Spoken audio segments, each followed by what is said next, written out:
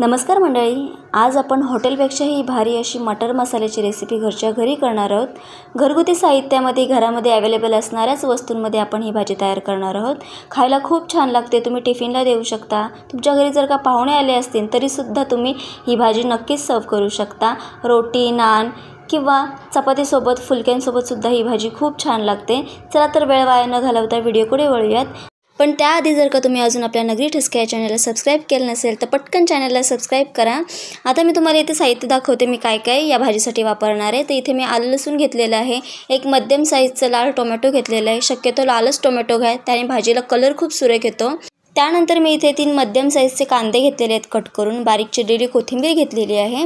आता हे वाटाणे स्वच्छ धुवून घेतले, टोपामध्ये पाणी घेतलं, त्यामध्ये हे वाटाणे घातले, त्यामध्ये थोडंसं मीठ घालायचं आणि हे वाटाणे आपल्याला बॉईल करून घ्यायचे आहेत। बॉईल करून घेतले की मग ग्रेव्हीमध्ये जास्त वेळ शिजवायची गरज पडत नाही, त्यामुळे शक्यतो तुम्ही वाटाणे बॉईल करून घ्या। एक साधारण 10 मिनिटांमध्ये इझिली कुक होतात हे वाटाणे। एक 10 ते 15 मिनिटांसाठी मी ठेवलं होतं। व्यवस्थित शिजलेले आहेत वाटाणे, त्याचं पाणी काढून घ्यायचं, वाटाणे सेपरेट करून घ्यायचे। कढईमध्ये मी इथे 1 चमचा तेल गरम करून घेतलेलं आहे, त्यामध्ये आता काही खडे मसाले घालायचे आहेत। यामध्ये मी 1 मसाला वेलची घालणार आहे, त्यानंतर याच्यामध्ये 2 लवंगा घालायच्या आहेत, 2 काळे मिरी घालायचे आहेत, त्यानंतर याच्यामध्ये 1 तमालपत्र घालायचं आहे। तुमच्याकडे जे खडे मसाले अवेलेबल असतील ते तुम्ही यामध्ये घालू शकता। त्यानंतर यामध्ये आलं घालायचं, लसणाच्या पाकळ्या घालायच्या, कट केलेला कांदा घालायचा आणि कांदा चांगला ट्रान्सपरंट होईपर्यंत परतून घ्यायचा। म्हणजे साधारण हलकासा त्याला गुलाबी रंग आला की मग यामध्ये आपण टोमॅटो घालणार आहोत, तोपर्यंत आपल्याला हा कांदा चांगला परतून घ्यायचा आहे। तुम्ही बघू शकता इथे टोमॅटोला हलकासा गुलाबी रंग यायला सुरुवात झालेली आहे। आता यामध्ये कट केलेला टोमॅटो घालणार आहोत आपण। टोमॅटो घालून झालं की मग याच्यामध्ये थोडंसं मीठ घालायचं। याने काय होतं, बटाटा पटकन शिजला जातो आणि पटकन सॉफ्ट होतो। व्यवस्थित हे सगळं मिश्रण परतून घ्यायचं आहे। एक साधारण 5 ते 7 मिनिटांमध्ये हा टोमॅटो शिजला जातो। टोमॅटो व्यवस्थित सॉफ्ट झालेला आहे, गॅस बंद करायचा आणि हे सगळं मिश्रण व्यवस्थित थंड करून घ्यायचं आहे। वाटण व्यवस्थित थंड झालेलं आहे। आता मिक्सरच्या भांड्यामध्ये हे सगळं वाटण काढून घ्यायचं आहे आणि याची एकदम स्मूथ अशी पेस्ट तयार करून घ्यायची आहे। पाणी घालायची गरज पडत नाही, कारण टोमॅटोला बऱ्यापैकी मॉइश्चर असतं, त्यामुळे हे सगळं मिश्रण व्यवस्थित बारीक होतं। वाटण वाटून झालेलं आहे। त्याच कढईमध्ये 1-2 चमचे तेल मी इथे गरम करून घेतलेलं आहे। तेल चांगलं गरम झालं की मग त्याच्यामध्ये अर्धा चमचा जिरं घालायचं। जिरं चांगलं फुललं की मग याच्यामध्ये तयार केलेलं वाटण घालायचं आणि हे वाटण आपल्याला छान असं तेल सुटेपर्यंत परतून घ्यायचं आहे। व्यवस्थित मिक्स करून घ्यायचं।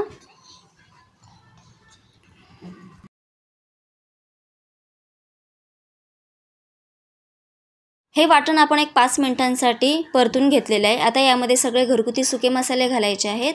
यामध्ये मी थोडासा कांदा लसूण मसाला, थोडीशी हळद, थोडासा किचन किंग मसाला याच्यामध्ये घालायचा, याने या भाजीला टेस्ट खूप छान येते।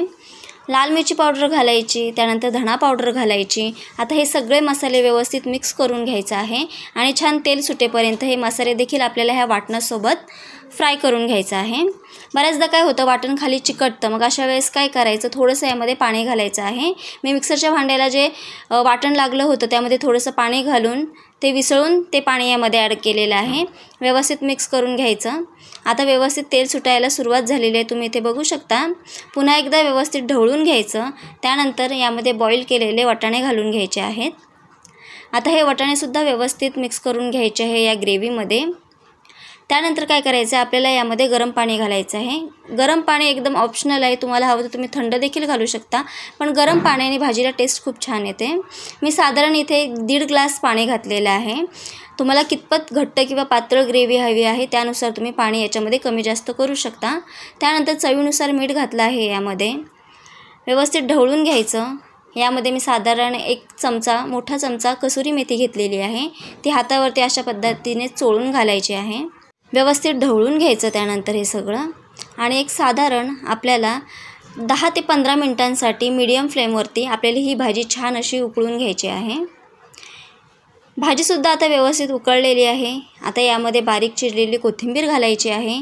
ही भाजी तुम्ही नानसोबत खाऊ शकता, चपातीसोबत खाऊ शकता, फुलक्यांसोबत खाऊ शकता किंवा गरम गरम भातासोबतसुद्धा खाऊ शकता। खूप छान होते ही भाजी, तुम्ही एकदा नक्की ट्राय करून बघा। पुन्हा एकदा भेटूया अशाच नवीन रेसिपीसोबत, तोपर्यंत धन्यवाद।